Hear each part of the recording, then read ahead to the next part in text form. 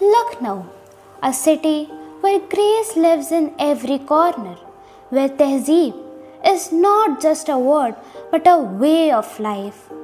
A land of Nawabs, of elegant architecture, of stories whispered through time. Here, every monument carries pride, every garden holds a memory, and every ruin tells a tale. Amidst this timeless charm stands Dilkusha Kothi, quiet yet powerful, broken yet beautiful, surrounded by calm greenery. It feels like a pause in time, a place where the past still lingers.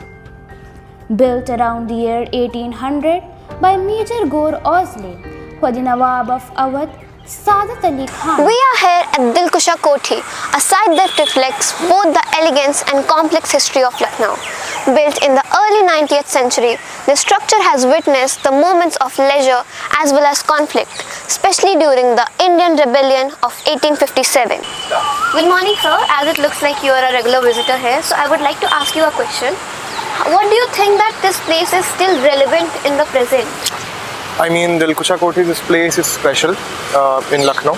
I really don't know that much about the history, but as for its relevance, आज भी लोग यहाँ सुबह जैसा कि आप देख सकते हैं बहुत सुंदर जगह है. It's a very nice place to look at generally. So yeah, it's still relevant in that way, I guess. Thank you, sir. Thank you very much. तो ये सारी प्रॉपर्टी है, ये नवाबों के टाइम की हुआ करती थी. फिर जब ब्रिटिशर्स ने धीरे धीरे पूरे इंडिया को कब्जा करना शुरू किया, तो नवाबों की इस प्रॉपर्टी को भी उन्होंने अपनी एक छावनी के तौर पर तब्दील कर दिया. आर्मी हुआ करती थी, जो रेजिडेंट था वो यहीं पर रहा करती थी, तो ये छावनी के तौर पे यूज किया गया. इधर कुछ उनकी समाधि बनी है 2-3 लोगों की. So to understand more about this place, we are joined by historian Athar, who works under the Archaeological Department of India. So Athar, Lucknow is known for its royal lifestyle, even though Dilkusha was a hunting lodge. What other elements of this place and grandeur can still be seen here?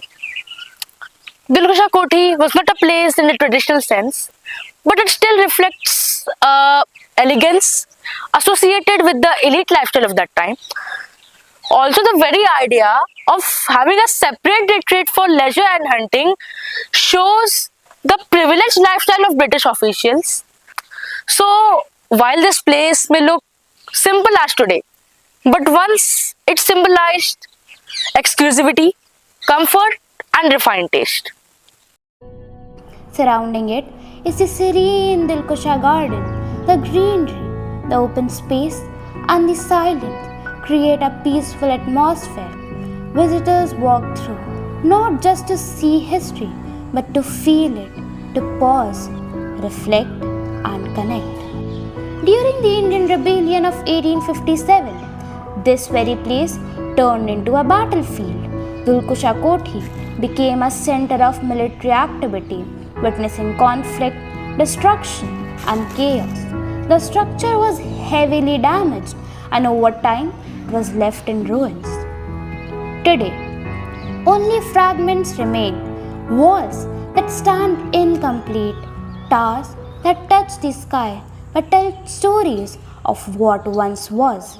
Yet even in ruin, there is a strange kind of beauty, a sense of strength that refuses to fade.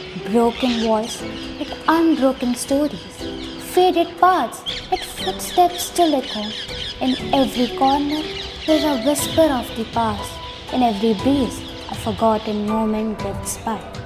What once was a place of leisure turned into a witness of war, and now stands as a reminder that time changes everything except history. These ruins are not empty, they are filled with voices, with moments, with life once lived. And maybe if you stand here long enough, in the stillness, in the sukoon, you won't just see Dilkusha Kothi, you'll feel Lucknow.